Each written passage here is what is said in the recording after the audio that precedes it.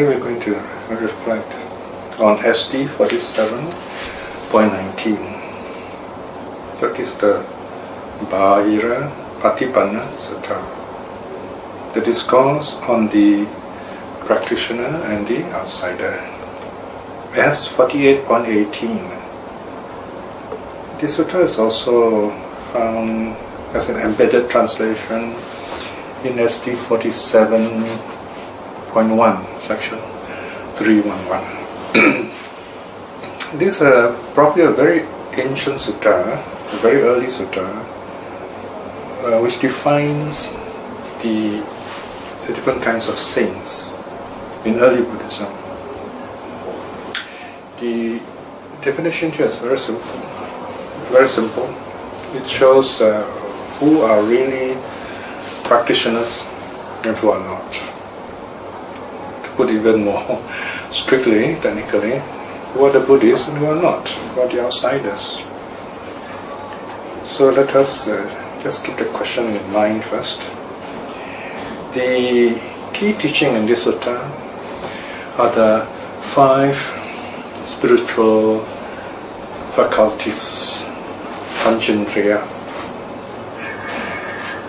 And in this sutta also we have a very good idea of the nature of the 5 spiritual faculties, which are, first of all, is faith, effort or energy, mindfulness, samadhi or mental stillness, and wisdom. Okay, so these are the 5 famous faculties, especially in terms of meditation. Traditionally, we often put mindfulness as the key faculty here in the middle, and then this mindfulness balances the faculty of faith and the faculty of wisdom. They balance each other through mindfulness.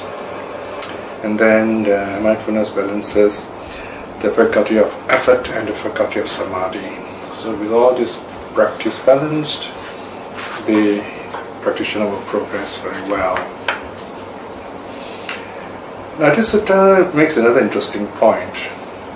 It shows it presents the 5 aggregates, 5 faculties or 5 spiritual faculties, pancha indriya or panchendriya, as a non-technical set of teachings. In other words, they don't specifically refer to, they're not very specific as in technical terms. What does this mean? Here, the 5 faculties, usually nowadays we know as those of the worldlings, the people you and I, when we practice, we begin with faith, and then we cultivate effort, mindfulness, samadhi, if possible, and wisdom. And then when these faculties are well developed and stable in the sekas, in the asekas, and in the saints, they are called powers, especially the arhats. They're called panchabala.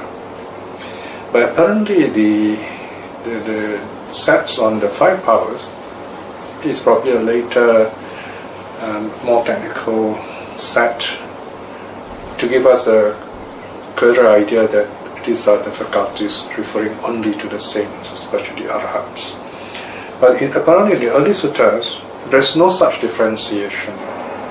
It's the same, so to speak, the same set in name, but in the various saints, they are cultivated accordingly, which is what this sutta is about. We'll look at it in detail in just a moment. So let me just point out a few other key things key ideas before we look at the sutta itself. The next thing is the sutta also talks about the 8 kinds of saints. Now, we normally hear of the 4 kinds of saints: the streamwinner, who break the 3 fetters of self-identity view of doubt and attachment to rituals and vows, and becomes a stream winner. In other words, this is the first stage. Saint is on the way, on the stream, flowing upwards to, moving upwards towards nirvana, or the ancient city. Then the second kind of saint is the once returner. He's got one more life to finish off the karmic potential, and he becomes an arhat. He awakens into nirvana. And then the third kind of saint is the non-returner. In other words, he finishes the first the five lower what we call sangyojanas or fetters. In other words, the first three fetters plus two more ill will and such a desire and ill will. In other words, lust and hatred, they are totally removed, so he becomes a non-returner. When he dies, he's reborn in the pure abodes, and there he finishes off his karma and becomes an arhat. And finally, you have the arhat himself, who finishes all the 10 fetters, including the 5 higher fetters. And here, in this case, the arhat has overcome any kind of desire, even for form existence or formless existence, in other words, in the higher jhanas. He also has overcome restlessness, conceit, and of course ignorance. So he's fully awakened. That's the arhat. So these are the 4 kinds of saints. The ancient texts distinguish between 2 of each. In other words, you have, it's basically like an undergraduate and graduate. So you have the saint to be and then the saint become. Okay? So here, first we have the stream winner. So actually the first one is a stream winner to be. And the second one is stream winner become. Or technically it's called Sotapatimagga, path of stream winning, and the other one is called Sotapatipala. Pala means fruit, fruition. Right? So as I said, it's very much like the undergraduate and the graduate. Okay, we're on page 183.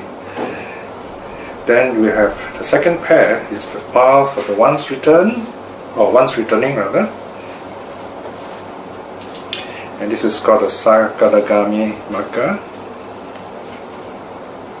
And then you have the one who has the fruition of fruit of once returning, Sakadagami Phala. And then the third pair, you have the one who is on the path of non-returning, and then he has reached the end of that section, so to speak. He has fulfilled the fruit of non-returning. And then you have the last pair, the arhat to be and the arhat become. Now there is a little bit of technical problem here, because the Abhidhamma says that the saints, they only last a moment, especially the streamwinner to be. And here we have a few suttas which show us as someone giving dana, offering food to various kinds of saints, all different categories, and they're eating this food. Now, if those different kinds of saints, the streamwinner to be, the streamwinner, and so on and so forth. Now, if each of them are actually eating alms food, we cannot say they have attained that moment, only a moment of that stage. So probably the proper understanding here should be it is an indefinite period. We cannot say it's just a moment. In other words, perhaps these teachers who came up with these ideas may probably thought that the moment of awakening is a moment, but then it kind of extends itself. But the suttas show the saints as progressively awakening. So these 4 pairs form the 8 individuals. Right? You've got the 4 saints and 8 individuals, and these are the names found in the reflection on the Sangha. Aṭṭhahi, Purisa, Puggalehi, and then Purisa Yugani. Purisa Yugani means pair of persons, the 8 individuals. So, another important teaching here, of course, is the 5 faculties. Let me explain a bit more about the 5 faculties. The notes are found on page 182, so I'll just kind of summarize them. The first faculty is faith. Right here we notice the faith is put as number 1. In order to really progress on the path, we need to have faith. There was a time when modernist Buddhists, because of the influence of, should I say, reverse influence perhaps, of the God religions, feel that we should not use any kind of terminology that are used by the God religions. But I think if we do that, then we are defining ourselves by other people's vocabulary. So the Buddhist faith is Buddhist faith. It has nothing to do with the faith of other religion. And I don't think we should have any kind of second thought about using such terms, because they're found in the suttas. The word saddha can comfortably be translated as faith. If you like, of course, we can translate as confidence. But confidence and faith, there is a slight difference in nuance.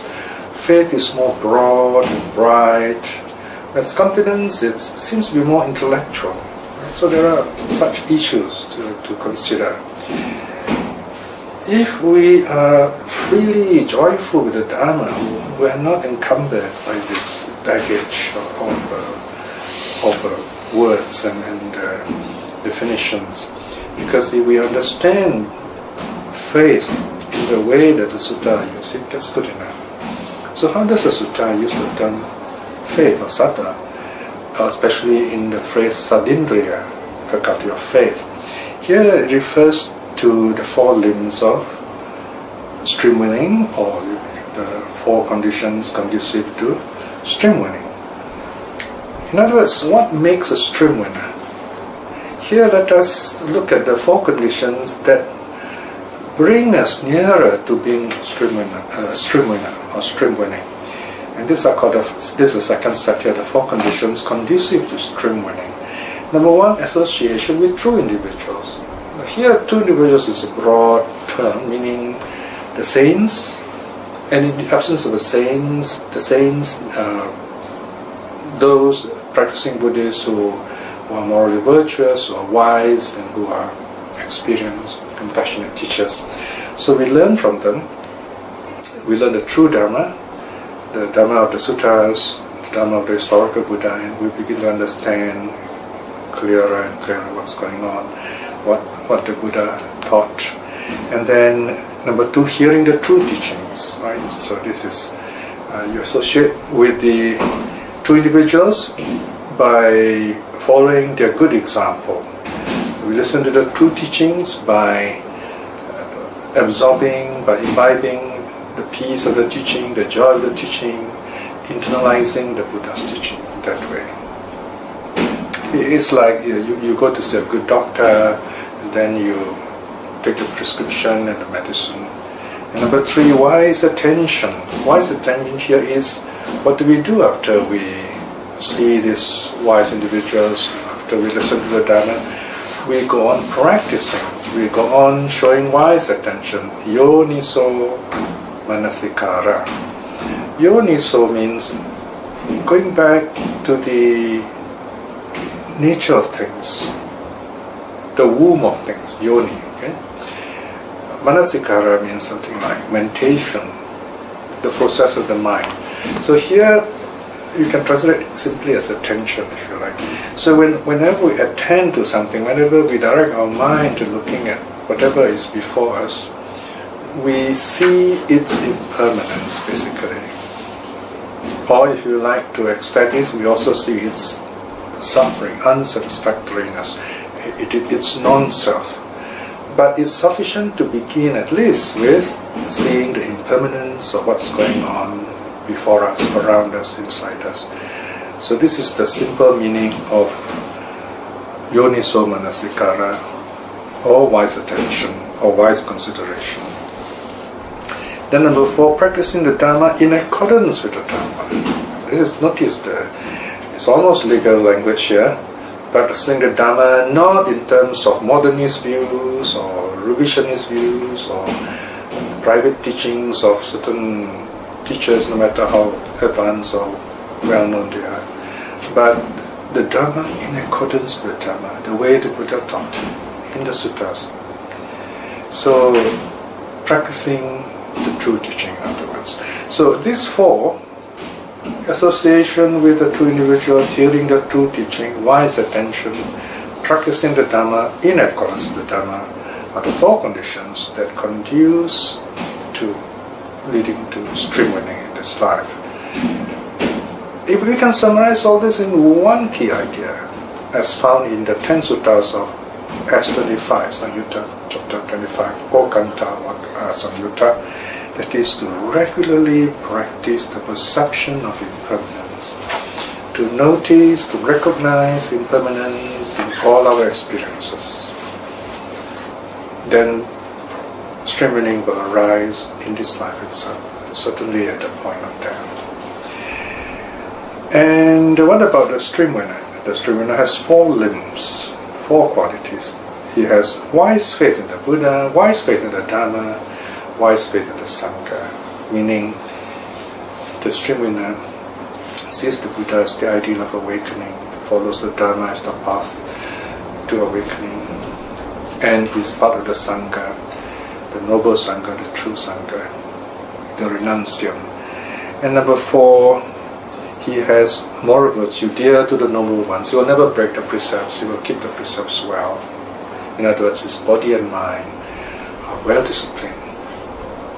So these are the qualities of a stream winner. So all these form the faculty of faith. The stream winner is also characterized by faith.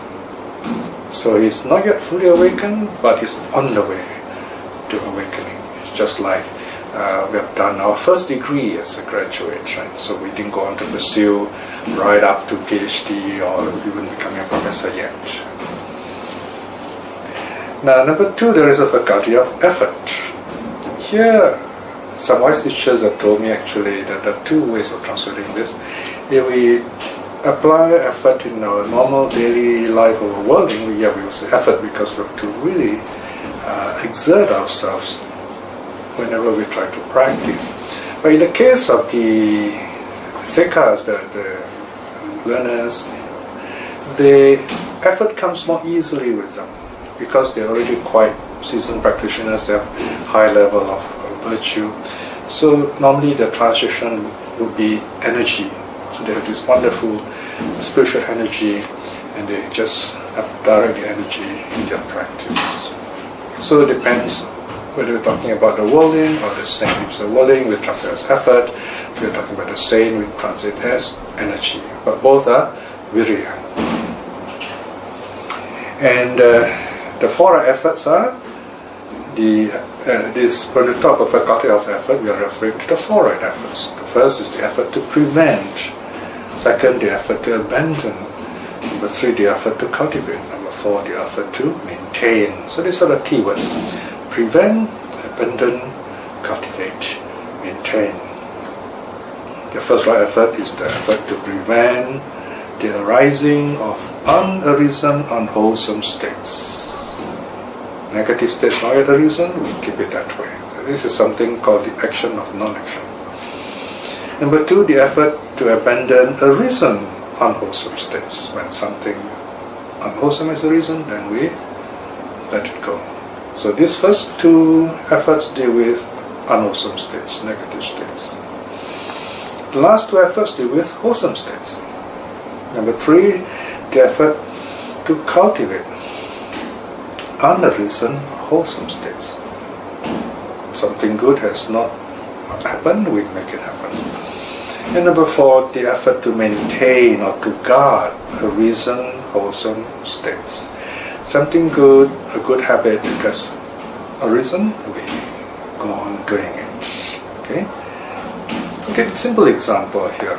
In the first two cases, let's say we have not taken drinks before, or we have not smoked cigarettes before. So we keep it that way. That's the first effort, first right effort. Keep it that way. So as long as you keep it that way, you are make right effort. Then, if you have been doing it, then maybe you feel friends tell you, okay, come on, it's okay, just have a bit of drink, just smoke one piece of cigarette. Then you stop after that. That's the second right effort. You stop doing it. Okay? Now then the last pair of effort, is the second pair of effort, something positive. Let's say you've never meditated before, then you start meditating. That's the first time you do it. You find, wow, it's very good. Then you keep on doing it. So this is how it's done. So that is the second indriya, second faculty, spiritual faculty. In other words, this faculty facilitates, cultivates these wonderful spiritual qualities in us. Number 3 is the faculty of mindfulness, satindriya. And these are found in the 4 focuses of mindfulness, satipatthana. In other words, this is where we actually go into the practice of meditation. The first one is contemplation of the body, or body-based meditation, such as the breath meditation. Then number 2, we practice the contemplation of feelings. Well, we have a body, feelings arise in the body, we watch the nature of feelings, rising, falling, observing the impermanence of feeling. And then number 3, the contemplation of the mind, cittanupassana. The first one is called kayanupassana.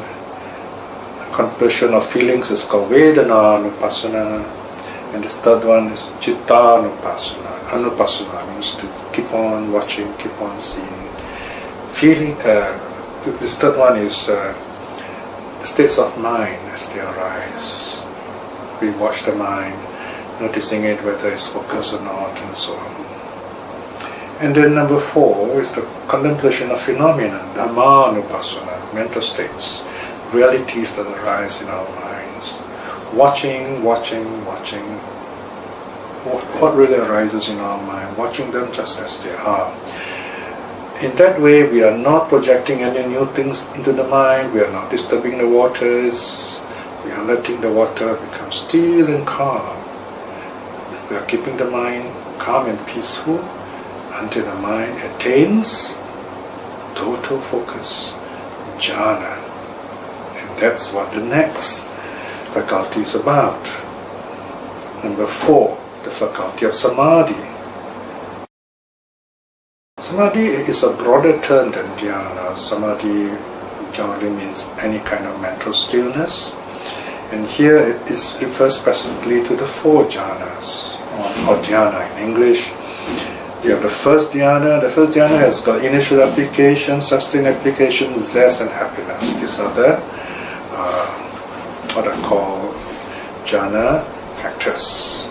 There's still lingering a bit of remnants of thoughts, where the mind watches the object and keeps it there. Then in the second jhana, initial application, sustained application, all gone. Even the remnants of thoughts are totally gone. There is zest, happiness, and one-pointedness of mind arises. Full samadhi. And number 3, zest disappears, and then there remains happiness and one-pointedness of mind. And this is the third dhyana, and this is called the noble silence.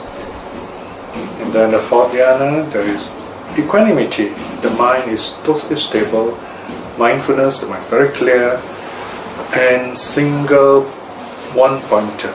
In other words, totally stable, focus on itself. At peace, complete joy.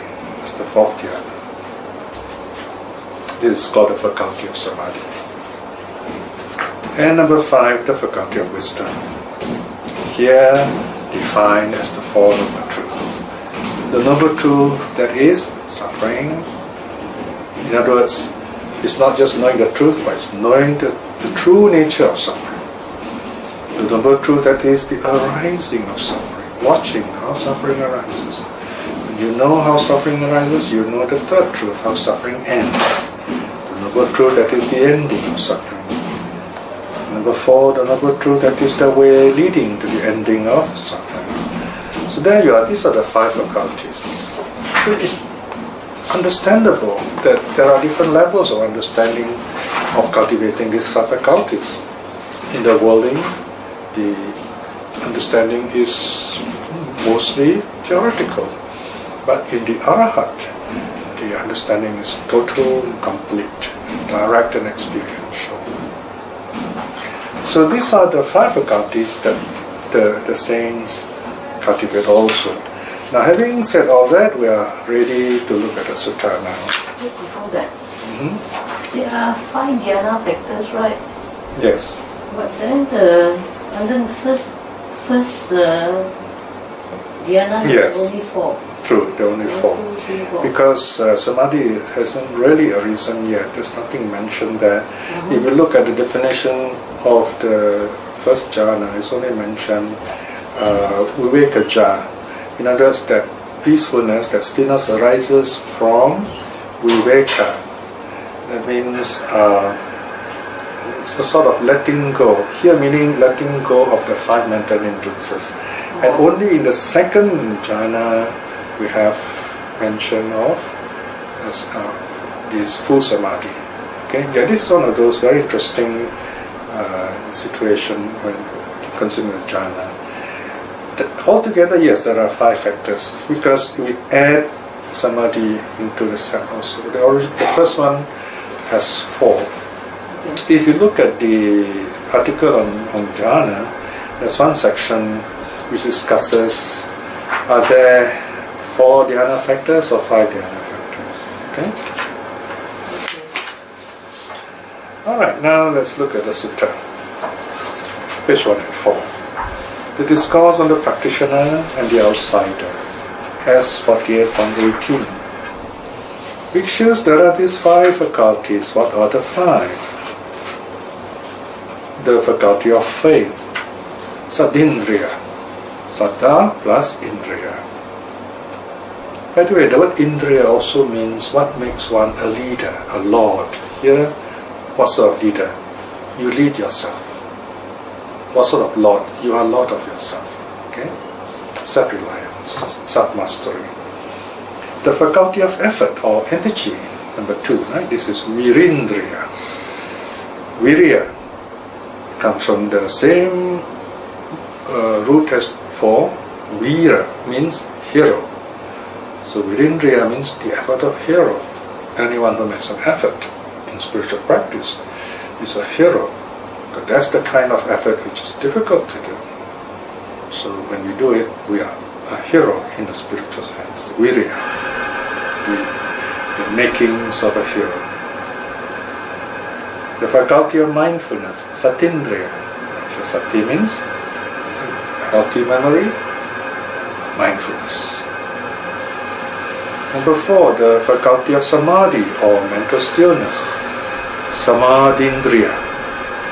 In fact, this word is, you don't find it, the sense is not found in English. The interesting thing about languages recorded a range of experiences, and sometimes certain experiences are not found in a particular language. English, for example, is much in modern times based on the Christian experience, but you do not have this, the way the Indians see samadhi. So this is where we have to borrow the word samadhi into English. So you can find in good dictionaries the word samadhi without the diacritical marks being used. So samadhi we can explain as mental stillness or dhyana, including dhyana. And number 5, the faculty of wisdom, panya. Here it's not philosophical wisdom, it's liberating wisdom. Or if you like, insight wisdom. A wisdom that sees through things, into things, and liberates you.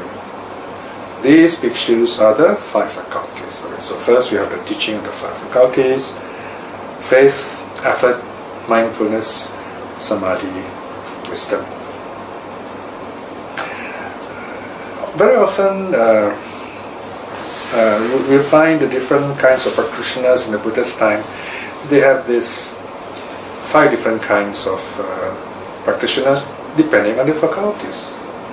Usually you hear of people who are strong in faith, very common, right? Like for example Puggalehi, he has great faith in the Buddha, great love in the Buddha. Then there are those who make a lot of effort, like Sona, the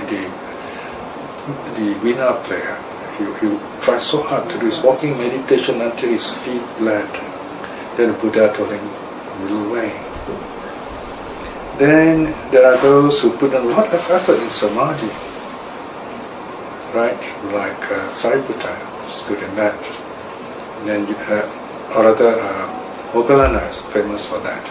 And then you have the one who is good in the faculty of wisdom, that is Sariputta. Right? So these are different great saints in the past who are famous in each of the faculties. Mindfulness is something that underpins all the practices. You need that. So here the Buddha next tells us how the 5 faculties defines the different kinds of saints. Section 2. Bhikshus, when the 5 faculties are harmonized and complete, one is an arhat. Okay, the Pali word is arhat, or arhata also can, 1 T. Yeah? Arha, arhata. Arha means worthy. Worthy of what? Worthy of our respect, because they are holy, worthy of our offerings, because they are renunciants, so they don't cook, they don't keep things, collect things. So we support them so that they may live and continue to keep the Dharma. Notice here, the Buddha says the 5 faculties are harmonized and complete. They are balanced and they are complete. All the 5 are there. And this is the arhat. So the arhat is one with all the 5 faculties.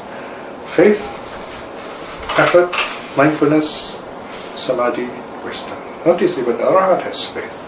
So we should not downplay the role of faith. Number 2, one who is weaker than that is practicing for the fruit of arahathood, arhata pala, right? Slightly weaker, right? Number 3, one who is weaker than that is practicing for the fruit of non-returning. One weaker than that is a non-returner, anagami.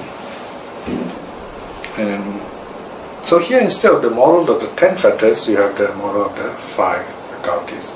Of course, 5 faculties are quite small set, whereas the 10 fetters give us a clearer idea in a psychological sense what are the negative qualities overcome by the different saints. Now that's number 3 is one who is weaker than that is a non-returner. Number 4, one who is weaker than that is practicing for the fruit of non-returning, anagami pala. One who is weaker than that is a once returner, sakadagami. One who is weaker than that is practicing for the fruit of once returning, sakadagami pala. One's weaker than that is a streamwinner, sotapanna. Notice the word for sotapanna is a double N. Okay. Then number 8, one who is weaker than that is practicing for the fruit of streamwinning. Streamwinning is sotapatti, double T, sotapatti pala. Okay. So here, notice that nothing technical here. The Buddha simply says, okay, one is weaker than this, right? So it's just showing the progressive growth, progressive awakening of the saints. Beginning at the bottom, if you like, with the fruit of streamwinning, and then the streamwinner, and the fruit of once returning, and then the once returner. So here, of course, here is a little tricky, you might say. The one practicing for the fruit of streamwinning, in other words, is on the path. Is on the path. So when he finishes the path up to that point, he attains the fruit. In other words, it's a full-fledged streamwinner. So it goes on like that, okay? So just imagine, as I said, undergraduate, graduate. It's easier to understand that way with that analogy.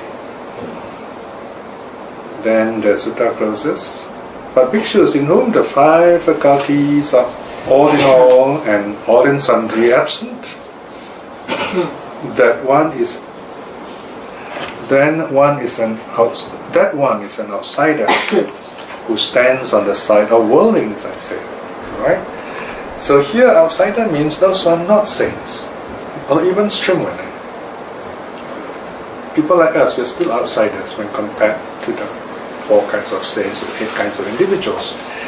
Outside Bāhira, we are still outside the path, not on the path yet. Now this is not to belittle us, this is to remind us that we are not yet fully members, so to speak. Right? But we can be members. We are still called upasakas, upasikas, if we follow the 5 precepts, we keep to the 5 precepts. So the term Bāhira is very important. It reminds us to strive to aspire for streamwinning in this life because we are still outsiders. So when we aspire to be a streamwinner in this life, definitely at the point of passing away, we attain that level of streamwinning and we automatically become members, so to speak. Then we are insiders. We go on the path. We are walking the path as streamwinners. The good thing about that is we are stronger to overcome our negative qualities and we are more empowered to move on effectively. It's a simple way to be happy, in other words. So these are the different kinds of sayings according to the Bāhira Paṭipanna Sutta. Okay, so close with a short reflection.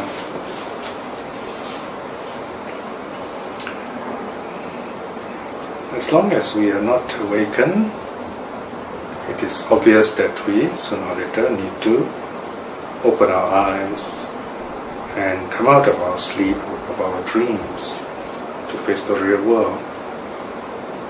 And we must be prepared to do that. So the Buddha's teaching does just that. The Buddha's teaching tries to awaken us and prepares us for the right kind of practice, so that we don't hurt ourselves, so that we become happy, and we also are able to wisely help people we love, we care for, and those around us. That is what the Buddha's teaching is about. Teaching about moral virtues, about caring for others, respecting others. The teaching on mental cultivation is how to do that wisely, effectively and deeply.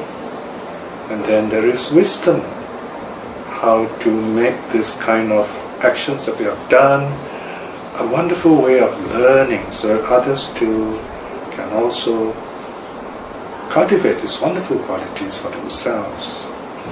Reflecting in this way is wonderful good karma. By the power of such good karma, may we be empowered and inspired to aspire to at least streamwinning in this life itself. And by the same token, by the power of the 3 jewels, let us send out our loving kindness to all those who have cared for us and supported us, those who are our relatives and friends and family, may they be well and happy.